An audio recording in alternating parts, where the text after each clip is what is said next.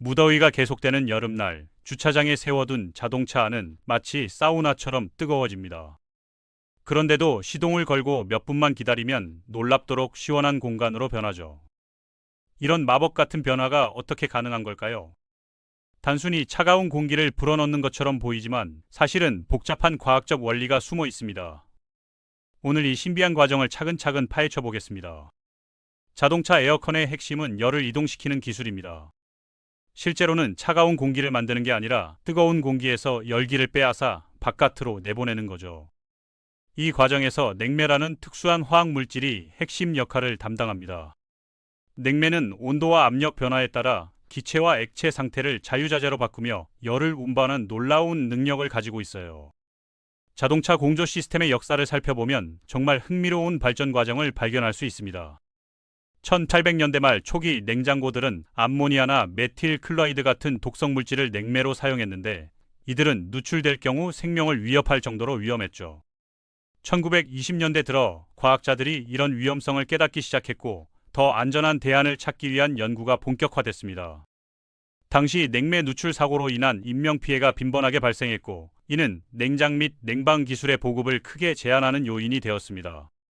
1928년 제너럴 모터스 연구소의 부사장이었던 찰스 킹이 토마스 미들리와 함께 프레온을 개발했습니다. 프레온은 불에 타지 않고 인체에 독성도 없는 CFC 계열 냉매로 당시로서는 혁신적인 발명품이었어요. 이 발명 덕분에 냉장과 냉방 기술의 안전성이 크게 향상됐고 1935년까지 프레온은 이미 광범위하게 사용되고 있었습니다. 프레온의 도입은 냉장고 산업의 폭발적 성장을 이끌었고 일반 가정에서도 냉장고를 안전하게 사용할 수 있게 되었죠. 자동차용 냉방 장치의 특허는 1937년 후반 랄프 포라는 엔지니어가 신청했고 미국에서 정식 특허를 받았습니다. 그런데 더 놀라운 것은 1939년 패커드가 세계 최초로 자동차용 에어컨을 상용화했다는 점이죠. 패커드 베이지공 모델에 처음 장착된 이 시스템은 프레온 R17을 냉매로 사용했습니다. 이후 제너럴 모터스를 비롯한 주요 자동차 제조업체들이 뒤따라 에어컨을 표준 옵션으로 제공하기 시작했어요.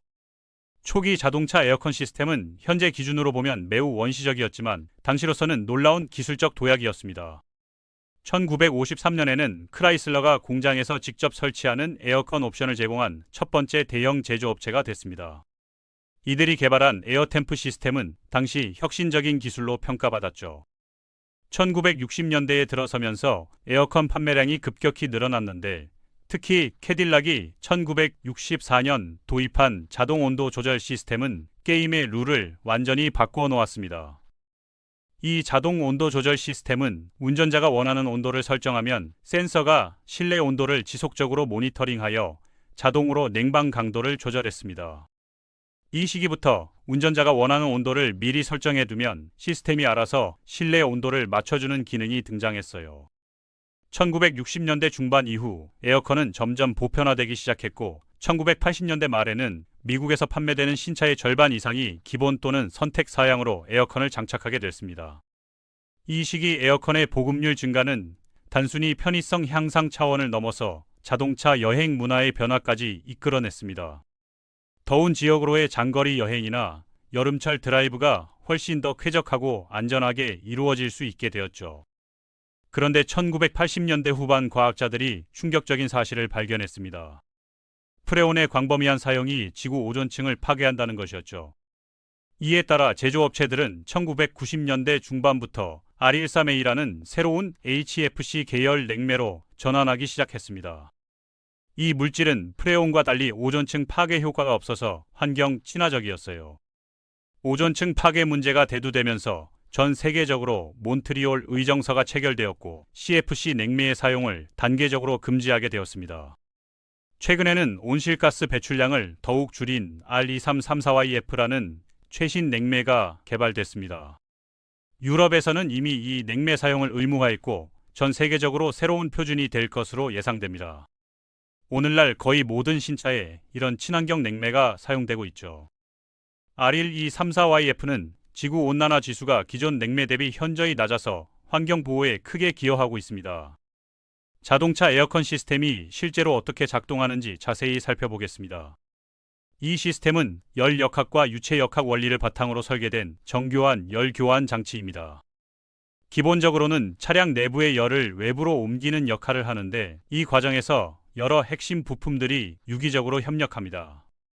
이는 마치 인체의 순환계처럼 각 부품이 고유한 기능을 수행하면서도 전체 시스템의 조화로운 작동을 위해 협력하는 구조입니다. 주요 구성 요소로는 압축기, 응축기 코일, 수액기 건조기, 팽창 밸브, 증발기 코일이 있습니다. 에어컨을 켜면 자동차의 기후 제어 시스템이 AC 압축기 클러치에 신호를 보내 작동을 시작합니다. 압축기는 벨트를 통해 엔진의 크랭크샤프트와 연결되어 있어서 엔진의 기계적 에너지로 구동되죠. 이 연결 방식은 엔진이 회전할 때마다 압축기도 함께 회전하도록 하여 지속적인 냉매 순환을 가능하게 합니다. 압축기 내부에는 하나 이상의 피스톤이 실린더 안에서 움직이며 냉매 가스를 압축합니다. 처음에는 저압 상태의 가스가 들어가지만 압축 과정을 거치면서 고압의 뜨거운 가스로 변화합니다.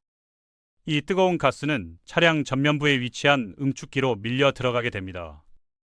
압축 과정에서 냉매 가스의 압력이 높아지면서 동시에 온도도 크게 상승하는데 이는 열역학 법칙에 따른 자연스러운 현상입니다. 응축기는 본질적으로 라디에이터와 같은 구조로 자동차의 냉각 라디에이터 바로 앞쪽에 설치되어 있습니다. 차량이 주행할 때 생기는 공기 흐름을 활용해서 뜨거운 냉매 가스가 이 관들을 통과하면서 주변 공기로 열을 방출하죠. 응축기의 구불구불한 관 주위를 흐르는 공기가 냉매를 식혀서 다시 액체 상태로 만듭니다. 응축기의 핀 구조는 열 교환 면적을 최대화하여 효율적인 냉각이 이루어지도록 설계되어 있습니다. 냉매가 열을 잃으면서 고압 가스에서 고압 액체로 상태가 바뀌는 이 과정은 마치 수증기가 식으면서 다시 물로 변하는 것과 비슷합니다. 액체가 된 냉매는 응축기를 나와서 수액기 건조기라고 불리는 작은 저장 탱크를 통과합니다. 수액기 건조기는 시스템에서 매우 중요한 역할을 하는 부품으로 냉매의 순도를 유지하는 핵심 기능을 담당합니다. 이 부품이 제대로 작동하지 않으면 전체 시스템의 효율성이 크게 저하될 수 있어요. 수액기 건조기 안에는 건조제가 들어있어서 시스템에 침투한 수분을 제거하는 역할을 합니다. 물이 있으면 얼음 결전이 생겨서 시스템을 손상시킬 수 있거든요. 또한 이곳에서는 남아있는 기체를 액체 냉매에서 분리해서 순수한 액체 냉매만 팽창 밸브로 보내도록 합니다. 수분이나 불순물이 시스템에 들어가면 부식이나 막힘 현상을 일으켜 전체 시스템의 고장 원인이 될 수 있습니다.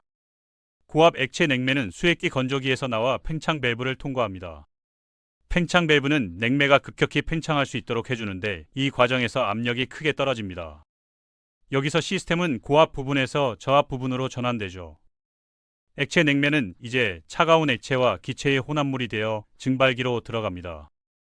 팽창 밸브는 시스템의 압력과 온도를 정밀하게 제어하는 핵심 부품으로 냉방 효율에 직접적인 영향을 미칩니다.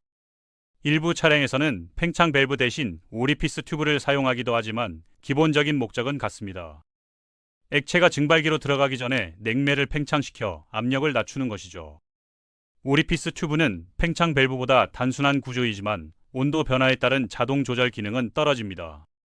그러나 제조 비용이 저렴하고 내구성이 뛰어나다는 장점이 있어 많은 차량에서 사용되고 있습니다. 시스템의 다른 모든 부분들은 엔진실에 위치하지만 증발기만은 일반적으로 조수석 쪽 대시보드 아래 실내에 설치됩니다. 증발기는 관과 핀으로 구성된 코일 형태로 라디에이터와 비슷하게 생겼지만 열을 방출하는 대신 열을 흡수하는 역할을 합니다. 증발기의 위치는 실내 공기와 직접 접촉하여 효과적인 열 교환이 이루어지도록 신중하게 선택된 것입니다. 또한 이 위치는 송풍기와의 연결성도 고려하여 최적의 공기 순환이 가능하도록 설계되어 있어요. 냉매는 이상적으로 섭씨 0도 정도의 차가운 저압 액체 상태로 증발기 코일에 들어갑니다. 이것이 시스템에 물이 필요하지 않은 이유이기도 해요. 냉매는 이 온도에서 얼지 않지만 끓는 점이 매우 낮아서 쉽게 기화됩니다. 이러한 냉매의 특성 덕분에 극한의 추위에서도 시스템이 정상적으로 작동할 수 있으며 얼어서 파손될 위험도 없습니다. 냉매는 증발기 코일 내부에서 실내 공기로부터 열을 흡수합니다. 증발기의 압력이 낮기 때문에 냉매는 주변 공기보다 훨씬 낮은 온도에서 액체에서 기체로 변화하죠. 액체에서 기체로의 이런 상변화가 바로 에어컨 시스템이 실내에서 열을 제거해서 공기를 냉각할 수 있게 해주는 핵심 메커니즘입니다. 이는 물이 끓을 때 많은 열을 흡수하여 수증기로 변하는 현상과 동일한 물리학적 원리를 활용한 것입니다. 이제 냉각된 공기는 송풍기에 의해 불어져 나가서 통풍구를 통해 차량 실내로 순환됩니다. 통풍구는 냉각된 공기를 차량 실내 전체에 골고루 분배해서 탑승자들에게 쾌적한 환경을 제공하죠. 냉매가 열을 흡수하고 기체로 증발하면 다시 압축기로 돌아가서 가압되고 전체 과정이 반복됩니다. 이러한 순환 과정은 에어컨이 꺼질 때까지 계속해서 반복되며 실내 온도를 일정하게 유지하게 됩니다. 공기를 냉각하는 것 외에도 증발기는 공기를 제습하는 중요한 기능도 합니다. 따뜻하고 습한 공기가 차가운 증발기 코일을 통과할 때 공기 중의 수분이 코일에 응축되어 물방울을 형성합니다. 이 물방울들은 모아져서 차량 밖으로 배출되어 실내 습도를 낮추고 승차감을 향상시키죠. 여름철 에어컨을 켠 차량 아래에서 물이 떨어지는 것을 본 적이 있다면 바로 이 제습 과정에서 발생한 응축수입니다. 전기 자동차의 AC 시스템은 약간 다르게 작동합니다. AC 압축기가 엔진에 벨트로 연결되는 대신 전기 모터로 구동됩니다. 이 모터는 차량의 고전압 배터리 시스템으로 작동하죠. 전기 압축기는 움직이는 부품이 적고 벨트에 의존하지 않아서 유지보수 필요성을 줄이고 신뢰성을 높일 수 있습니다. 또한 전기 모터는 즉각적인 토크 제공이 가능해서 에어컨의 반응성도 향상됩니다. 제순환 버튼과 공기 필터 같은 주요 기능들도 시스템의 효율성과 공기 질에 크게 기여합니다. 제순환 버튼이 꺼져 있으면 시스템이 외부에서 신선한 공기를 끌어들여 차량 내부를 환기시키고 답답함을 줄여줍니다. 신선한 공기는 특히 습하거나 비가 오는 날 김서린 창문을 깨끗하게 하는데도 효과적이죠. 외부 공기의 지속적인 유입은 실내 공기질을 개선하고 탑승자들의 졸음을 예방하는 데도 도움이 됩니다. 제순환 버튼이 켜지면 차량의 HVAC 시스템이 외부 공기 유입을 중단하고 이미 냉각된 실내 공기를 재사용합니다. 이미 냉각된 공기를 재순환시키면 AC가 차량 내부를 더 빠르고 효율적으로 냉각할 수 있어요. 이 모드는 차량을 빠르게 냉각하거나 외부 오염물질 유입을 막는 데 유용하지만 너무 오래 사용하면 신선한 공기가 부족해서 공기가 탁해질 수 있습니다. 특히 교통체증이 심한 도심이나 터널 구간에서는 제순환 모드를 사용하여 외부 오염물질을 차단하는 것이 좋습니다. 시스템에서 신선한 공기든 제순환 공기든 상관없이 공기를 깨끗하게 걸러야 하는데 이를 위해 조수석 쪽 대시보드 아래에 있는 공기 필터를 사용합니다. 이 필터는 먼지, 꽃가루, 기타 미세입자 같은 오염물질을 포착해서 운전 중 호흡하는 공기를 더 깨끗하게 만들어주죠. 최근에는 활성탄이 포함된 고성능 필터나 헤파 필터까지 사용되어 미세먼지나 세균까지 걸러내는 차량들도 늘어나고 있습니다. 공기 필터는 정기적으로 교체해야 하는 소모품으로 보통 10,000에서 벼 5,000km마다 교체하는 것이 권장됩니다. 다른 시스템들과 마찬가지로 AC도 정기적인 관리가 필요합니다. 차량 AC에서 따뜻한 공기가 나온다면 대부분 냉매 수준이 낮기 때문일 가능성이 높습니다. 시간이 지나면서 시스템에서 냉매가 누출되거나 구성 요소가 마모될 수 있어서 전문가에게 시스템을 점검받고 냉매를 보충하는 것이 중요합니다. 냉매 부족 외에도 압축기 고장, 응축기 막힘, 팽창 밸브 결함 등 다양한 원인으로 에어컨 성능이 저하될 수 있어요. 자동차 에어컨 시스템은 압력을 받으며 작동하기 때문에 외부 환경과 완전히 밀폐되어야 합니다. 냉매가 빠져나가거나 오염물질이 들어가는 모든 상황은 고장의 원인이 될 수 있어요. 어떤 구성 요소에 누출이 있다면 누출 지점을 찾아내고 결함 부품을 교체한 다음 시스템을 완전히 비우고 다시 충전해야 합니다. 냉매 누출은 대부분 고무 호스의 노화, 연결 부위의 부식 또는 물리적 충격에 의한 손상으로 발생합니다. 시스템 누출은 AC 냉각 기능을 정지시킬 뿐만 아니라 압축기까지 손상시킬 수 있습니다. 냉매가 너무 적은 상태에서 시스템을 작동시키려 하면 압축기가 과열되어 스스로 손상될 수 있거든요.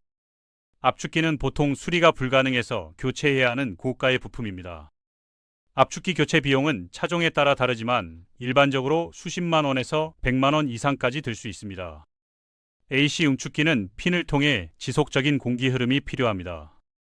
도로의 이물질과 먼지가 공기 흐름을 감소시켜 시스템 고장을 일으킬 수 있어요.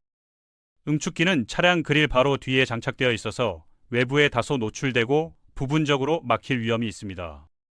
정기적인 응축기 청소는 에어컨 효율을 유지하는 데 매우 중요하며 고압 세척이나 전용 세정제를 사용하여 청소할 수 있습니다. 정기적인 유지 보수를 통해 압축기가 과부하 없이 작동하고 응축기와 증발기가 깨끗하고 효율적으로 유지되도록 할 수 있습니다. 이제 가장 무더운 날에도 차량의 에어컨 시스템이 어떻게 시원하고 편안한 환경을 유지하는지 정확히 알게 되셨을 겁니다. 냉매의 과학적 원리부터 AC가 표준 기능이 된 역사까지 자동차 AC 시스템에는 엔지니어리의 혁신과 똑똑한 냉각 기술이 집약되어 있습니다. 자동차 에어컨의 이야기는 아직 끝나지 않았습니다. 더 친환경적이고 더 스마트한 세대를 향한 여정은 지금도 계속되고 있습니다.